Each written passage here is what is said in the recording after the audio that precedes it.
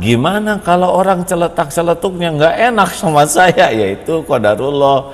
Berarti kita akan digugurkan dosa, kita dilatih kesabaran oleh Allah, kita diberikan kesempatan untuk melihat orang yang celetak-celetuk itu ternyata jauh dari kedewasaan, jauh dari kebijaksanaan. Tidak ada yang lebih pahit dari berharapnya hati kepada kita. Allahumma aftah lana hikmataka ya Allah.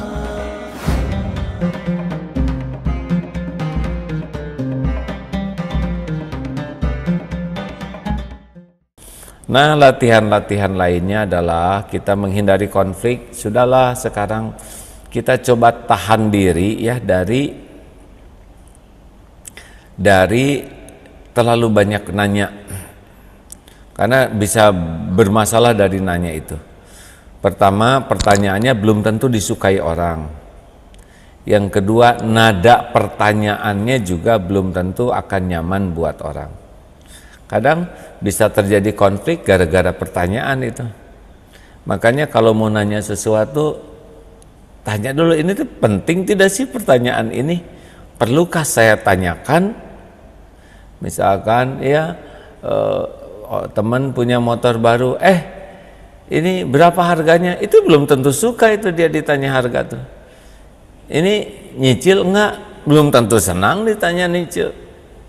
Ada bisa jadi konflik nanti dia, kamu pengen tahu aja lah, kamu orang gak jujur, ngomong aja apa beratnya. Jadi ya berantem, udah.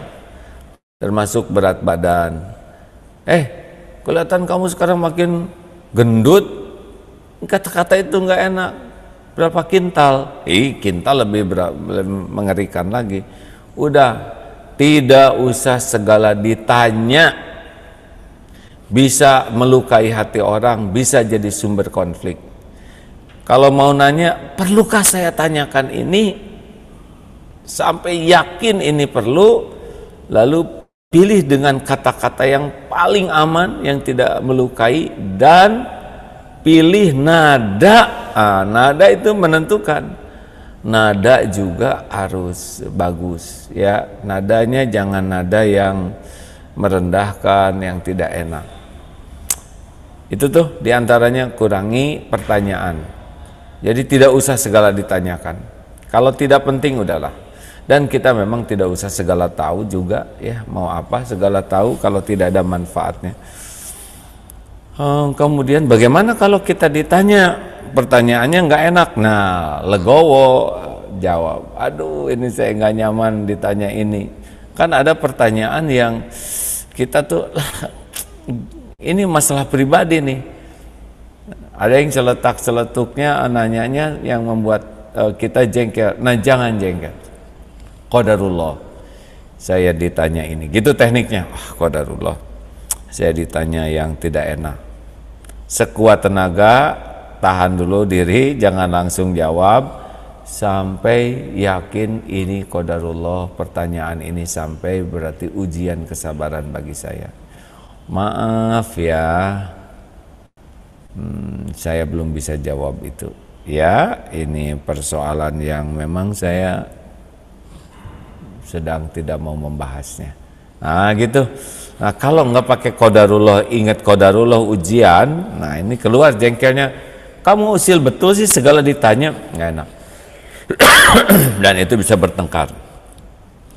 Kemudian apa lagi yang harus kita hindari? Celetak-celetuk, komentar-komentar. Itu hati-hati loh ya. Memang tidak nanya, tapi kadang-kadang ada celetak-celetuk yang nggak enak didengarnya itu, nggak nyaman dan nggak perlu sama sekali. Udah diem pokoknya mah. Kalau ingin di rumah nggak banyak konflik, kalau ingin di lingkungan nggak banyak konflik, kalau ingin dengan orang lain tidak banyak konflik, jangan celetak-celetuk. Udah, Rasulullah tidak celetak-celetuk.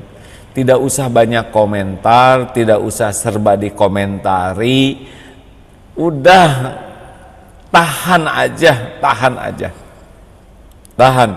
Sampai kita yakin bahwa ini emang perlu bicara. Tapi kalau tidak perlu, udah diam, diam. diam, hadirin. Ya kita bisa, wah sepi dong, ya bicaranya tidak usah pakai celetak-celetuk, bicaranya pakai raut muka cerah, senyum, tabassumuka fi wajhi akhika laka shadaqatun. Sedekah pakai wajah cerah, tenang, ini juga sudah merupakan sedekah. Kemudian ya tidak usah celetak-celetuk, tidak usah serba ingin ikut campur, jangan ikut campur. Udah tahan aja. Gimana kalau orang celetak-celetuknya nggak enak sama saya, yaitu qadarullah. Berarti kita akan digugurkan dosa, kita dilatih kesabaran oleh Allah, kita diberikan kesempatan untuk melihat orang yang celetak-celetuk itu ternyata jauh dari kedewasaan, jauh dari kebijaksanaan. Udahlah, percayalah, orang yang banyak celetak-celetuk banyak masalah dalam hidupnya. Kalau celetak-celetuknya tidak ada perlunya, tidak ada manfaatnya, bahkan melukai. Jangan banyak nanya, jangan celetak-celetuk. Kemudian apalagi supaya kita menghindari konflik, ya. Nah, kalau kita sedang jengkel nih ya, nggak enak misalkan, maaf sebelumnya ini ada juga tekniknya, yaitu kita harus memahami orang yang kita ajak bicara ini. Nah, ini lebih dalam lagi nih, berarti kita udah kenal agak lama misalkan ya. Ini kita harus pahami betul. Memahami seseorang itu membuat kita lebih bijaksana. Ini emang udah biasanya gitu, suka celetak-celetuk, suka nyepet, ini suka memojokkan. Kalau nanyanya tuh aduh yang nyeksa, kalau ngejawab juga jawabnya nggak enak. Nah, memahami begitu, ini dia ladang pahala bagi saya, ladang berlatih. Seperti ada yang bosnya tuh nggak enak tuh ngomongnya tuh ya, pimpinannya tuh betul yang kayak tadi tuh, salah aja, nggak ada bagusnya, nggak ada mujinya, nggak ada menghargainya. Nah, kalau kita udah tahu ini orang nggak pernah menghargai, ini orang ngomongnya nggak enak, ini orang selalu menyari-nyari kesalahan, ini kan bagi kita nggak boleh jadi stres.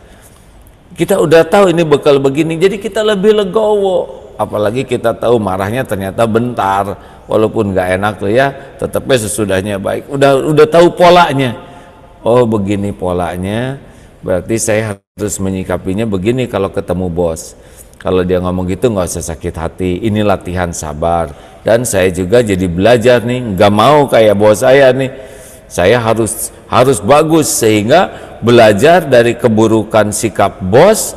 Selain kita bisa berhati-hati, tidak melakukan kesalahan, meminimalisir kesalahan, kita juga bisa berlatih sabar, berlatih tetap berbuat baik walaupun gak enak, berlatih memaafkan, berlatih mendoakan, dan satu lagi yang penting, kita tidak boleh berkelakuan sama dengan orang yang tidak baik itu.